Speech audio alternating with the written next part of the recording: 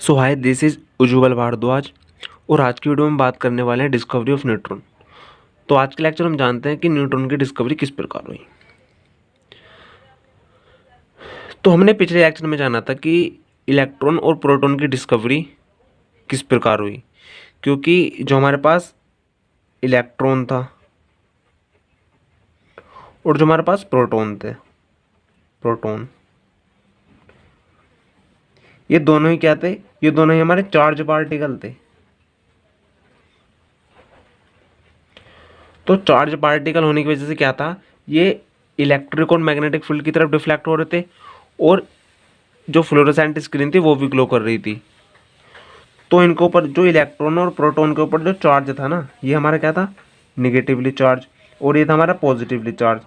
तो इन दोनों के चार्ज ने इनकी डिस्कवरी में एक अहम भूमिका निभाई।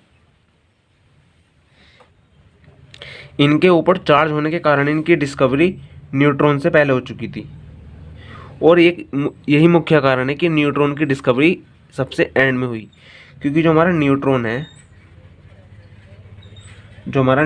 है वो क्या है, वो एक न्यूट्रल है। मतलब उसके ऊपर कोई भी चार्ज नहीं है, उसके ऊपर जीरो चार्ज है। तो डिफ्लेक्ट होने की तो बात ही नहीं होती कि वो इलेक्ट्रिक फील्ड या मैग्नेटिक फील्ड की तरफ डिफ्लेक्ट होगा। तो इसलिए जीरो चार्ज होने की वजह से क्या हुआ, इसकी डिस्कवरी सबसे एंड में हुई। तो भाई चार्ज हो तो न्यूट्रॉन के ऊपर चार्ज हो तो था नहीं, तो बट क्या था कि न्यूट्रॉन का अपना मास था। तो न्यूट्रॉन के मास ने एक अहम भूमिका निभाई न्यूट्रॉन की डिस्कवरी में, और यही मुख्य कारण था कि न्यूट्रॉन की डिस्कवरी सबसे बाद में हुई, क्योंकि न्यूट्रॉन क्या था, एक न्यूट्रल पार्टिकल था, उसके ऊपर कोई भी चार्ज नहीं था।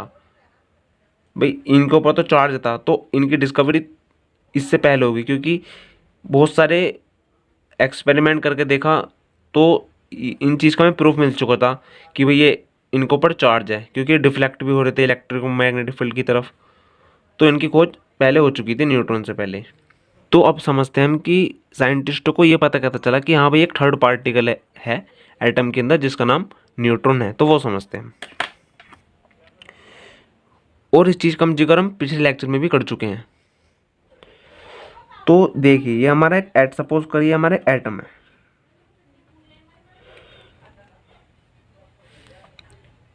तो जब एटम के अंदर अभी तक हमारे क्या था, इलेक्ट्रॉन और प्रोटॉन डिस्कवर हो चुके थे। जब हमने एक डिस्चार्ज ट्यूब लिया था, डिस्चार्ज ट्यूब वाला हमने एक्सपेरिमेंट करा, तो हमारा इलेक्ट्रॉन की डिस्कवरी भी हो चुकी थी, प्रोटॉन की डिस्कवरी भी हो चुकी थी। तो अभी तक सबको यही पता था कि भाई एटम के अंदर इलेक्ट्रॉन और प्रोटॉन होते हैं। अभी न्यूट्रॉन का कहीं जिक्र भी नहीं था। तो क्या तो साइंटिस्टों ने क्या देखा कि उन्होंने इलेक्ट्रॉन का मास लिया और फिर उन्होंने प्रोटॉन का मास लिया। तो साइंटिस्ट थे, उन्होंने क्या देखा कि इन दोनों का मास आपस में ऐड करने के बाद एटम के मास के इक्वल नहीं आ रहा था।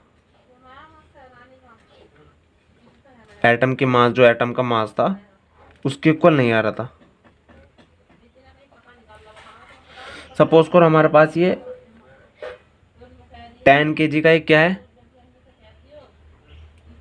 ये कोई भी हमारे पास 10 kg का ऑब्जेक्ट है, तो इसका वजन 10 किलो है।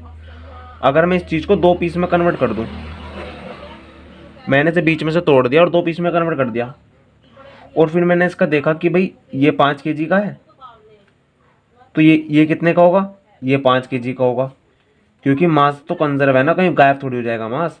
हमने इसे दो हिस्सों में कर दिया, तो ये भी 5 kg, ये भी 5 kg। अब हम इन दोनों को ऐड करके देखेंगे तो ये कितना आएगा हमारा, ये 10 kg आ जाएगा। इन दोनों को जोड़ने के बाद क्या होगा, ये हमारा यही बन जाएगा। बट इलेक्ट्रॉन और प्रोटॉन का जब हमने मास करके देखा तो वो एटम के मास नहीं आया। मतलब अभी तक यही तो सोच रहे थे कि जो हमारा एटम है वो इलेक्ट्रॉन और प्रोटॉन से मिलकर बना है, तो अगर इन दोनों से मिलकर बना है तो इन दोनों का वजन हम जोड़ेंगे तो वो एटम के इक्वल आना चाहिए। ऐसा नहीं हुआ। बट तो इसी कॉन्सेप्ट से क्या समझा साइंटिस्टों ने, मतलब इस कॉन्सेप्ट ने हमें क्या बताया कि एटम के अंदर एक थर्ड पार्टिकल और है। एटम के अंदर एक थर्ड पार्टिकल और है। तो ये जो हमारा थर्ड पार्टिकल था एटम के अंदर, उसी को बाद में क्या नाम दे दिया गया, उसी को बाद में न्यूट्रॉन नाम दे दिया गया। अब समझते हैं कि इस न्यूट्रॉन की डिस्कवरी कैसे हुई, पता कैसे चला कि न्यूट्रॉन है। अब समझते हैं कि इसकी डिस्कवरी कैसे हुई और ये पता कैसे चला कि इसके ऊपर कोई भी चार्ज नहीं है, तो वो समझते हैं अब। तो अब हम समझते हैं कि न्यूट्रॉन की डिस्कवरी किस प्रकार हुई। तो क्या आता है, एक साइंटिस्ट थे चैडविक। तो चैडविक ने क्या काम करा, 1932 में ऐसे पार्टिकल का पता लगाया एटम के अंदर जो कि न्यूट्रल थे। तो उन्होंने किस प्रकार अपना एक्सपेरिमेंट किया, उन्होंने बेरिलियम को अल्फा पार्टिकल के साथ बॉम्बार्ड करा दिया। क्या करा उन्होंने कि दैट ही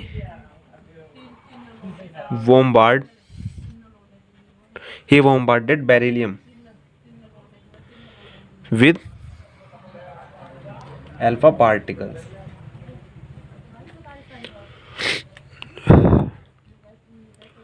और ये अल्फा पार्टिकल को हम बोलते हैं हीलियम। बेरिलियम तो होता है ये बेरिलियम, ये बेरिलियम का सिंबल है, ठीक है। और जो बेरिलियम का एटॉमिक नंबर होता है वो होता है 4, और इसका जो एटॉमिक मास होता है, इसका वजन वो होता है 9। और सिमिलरली हमारा जो हमारा हीलियम है, ये हीलियम, ये हमारा क्या है, हीलियम है। तो जो हीलियम का हमारे पास एटॉमिक नंबर है वो है 2, और इसका जो वजन होता है वो होता है 4। तो चैडविक ने क्या काम करा, बेरिलियम और हीलियम के बीच में क्या काम करा दिया, इन्होंने बॉम्बार्ड करा दिया। तो जब इन्होंने इनके बीच में बॉम्बार्ड कराया तो एक हमारे पास एक पार्टिकल इमिट हुआ, एक नया पार्टिकल इमिट हुआ, वो था हमारा कार्बन। हमारा कार्बन का पार्टिकल इमिट हुआ जब उन्होंने बेरिलियम और हीलियम को क्या कराया, बॉम्बार्ड कराया। तो इसकी जो केमिकल रिएक्शन है वो कुछ इस प्रकार लिखी जाती है,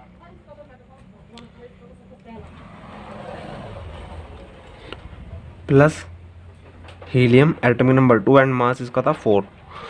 तो चैडविक ने क्या काम करा, इन दोनों को बॉम्बार्डेड कराया। तो क्या हुआ, इस रिएक्शन में एक हमारा एक कार्बन का पार्टिकल इमिट हुआ, कार्बन। तो आप सबको पता है कि कार्बन का जो एटॉमिक नंबर होता है वो 6 होता है, ठीक है। और इसका जो वजन होता है, एटॉमिक मास, वो होता है हमारे 12।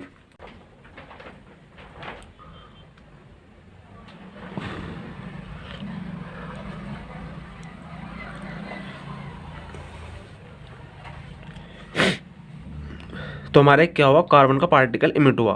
तो हमने देखा भाई, जब ये दोनों आपस में बॉम्बार्डेड हो तो एक नया पार्टिकल बना। तो भाई 4 + 2 = 6, ये तो हमारा सही बैठ गया, मतलब 6। एटॉमिक नंबर तो ठीक हो गया, बट हमारे यहाँ पर क्या था, 9 + 4 कितना होता है, 13। जो हमारा टोटल मास है इन दोनों का, ये कितना है, 13 है। और हमारा इस तरफ हमारा 12 आया है। तो अब अभी भी हमारा क्या है कि 1, जो हमारा 1 यूनिट मास है वो भी कहीं गायब है। जब हम कोई भी केमिकल रिएक्शन कराते हैं उसमें क्या होता है कि जो हमारा मास होता है वो कंजर्व होता है, मतलब जो हमारा रिएक्टेंट का मास होगा वही हमारा प्रोडक्ट का मास होगा। रिएक्टेंट तो वे होते हैं जो रिएक्शन में आपस में रिएक्ट करते हैं, और प्रोडक्ट वो है जो हमारा बना है। इन दोनों को रिएक्ट करने के बाद जो हमारी चीज़ बनी है उसे हम प्रोडक्ट बोलते हैं। तो भाई जितना वजन इन दोनों का होना चाहिए वही तो वजन इसका होना चाहिए। बट हमने क्या देखा कि यहाँ पर तो हमारा 13 था और यहाँ पर हमारा क्या है, 12 है। मतलब हमें 1 यूनिट मास और चाहिए, इधर 1 यूनिट मास कम है। जो 1 यूनिट मास था वो कहाँ आ गया था, वो इस वाले एक पार्टिकल और निकला था, कार्बन के साथ हमारा एक पार्टिकल और निकला था जिसका मास हमारा कितना था, 1। और इसके ऊपर कोई भी चार्ज नहीं था, चार्ज था इसके ऊपर 0, मतलब इसका कोई भी एटॉमिक नंबर नहीं था और इसका मास था 1। और इसी पार्टिकल को हमने क्या बोला, न्यूट्रॉन। तो भाई चैडविक ने क्या काम करा था, यहाँ पर एक अल्फा पार्टिकल का सोर्स रखा था, एक सोर्स लिया था जहाँ से हमारे अल्फा पार्टिकल निकल रहे थे, ठीक है, यहाँ से हमारे अल्फा पार्टिकल निकले थे। और यहाँ पर हमारे क्या लिए थे उन्होंने, बेरिलियम। ये क्या था हमारा, बेरिलियम। तो जब अल्फा पार्टिकल इन दोनों का बॉम्बार्ड कराया, मतलब ये अल्फा पार्टिकल बेरिलियम से टकराए, तो क्या हुआ, रेडिएशन निकली, यहाँ से हमारी क्या निकली, रेडिएशन, हमारी रेडिएशन निकली। तो ये पता लगाने के लिए कि कौन कौन से पार्टिकल निकल रहे हैं, उन्होंने क्या काम करा, यहाँ पर एक पैराफिन वैक्स लगा दिया, पैराफिन वैक्स उन्होंने यहाँ पर लगा दिया। तो क्या होगा, जो हमारे चार्ज पार्टिकल थे वो तो निकल गए, जैसे हमारे प्रोटॉन इलेक्ट्रॉन तो निकल गए थे यहाँ से, मतलब जो हमारा कार्बन का एटम था वो तो इससे पास कर गया, बट लेकिन हमारे कुछ पार्टिकल यहाँ पर इसमें क्या हो गया, इमर्ज हो गए। कार्बन तो हमारा क्या हो गया, इमिट हो गया, मतलब बाहर निकल गया। लेकिन जो हमारा कुछ पार्टिकल यहाँ हमारे यहाँ क्या देखा हमने, कुछ पार्टिकल इसके अंदर धंसे रह गए। तो उन पार्टिकल के ऊपर हमने देखा कि उन जो पार्टिकल था वो उसके ऊपर भैया उसका मास था वो तो था 1 यूनिट, और उसके ऊपर कोई भी चार्ज नहीं था, एटॉमिक नंबर नहीं था उसका कुछ भी, मतलब उसके ऊपर कुछ भी इलेक्ट्रॉन प्रोटॉन नहीं थे। तो उसी पार्टिकल को हमने क्या बोला था, उसी पार्टिकल को हमने न्यूट्रॉन बोला था। तो इस प्रकार हमारी न्यूट्रॉन की डिस्कवरी हुई, क्योंकि न्यूट्रॉन का मास ही, जो न्यूट्रॉन का मास है, जो न्यूट्रॉन का वजन है, वो ही उसकी डिस्कवरी के लिए इंपॉर्टेंट रोल प्ले करता है, क्योंकि इसके ऊपर कोई भी चार्ज नहीं था, इसका क्या था, केवल इसका केवल मास था। तो आज के लेक्चर में इतना ही, मिलते हैं अगले लेक्चर में एक नए टॉपिक के साथ। तो आई थिंक अब आपको समझ में आ चुका होगा कि इलेक्ट्रॉन, प्रोटॉन और न्यूट्रॉन की डिस्कवरी किस प्रकार हुई। अगर इन लेक्चर से रिलेटेड आपको कोई डाउट हो तो आप कमेंट बॉक्स में पूछ सकते हैं, और ये लेक्चर आपको कैसे लग रहे हैं आप अपनी राय कमेंट बॉक्स में भी दे सकते हैं। तब तक के लिए नमस्कार, have a good day, see you later, thank you for watching us.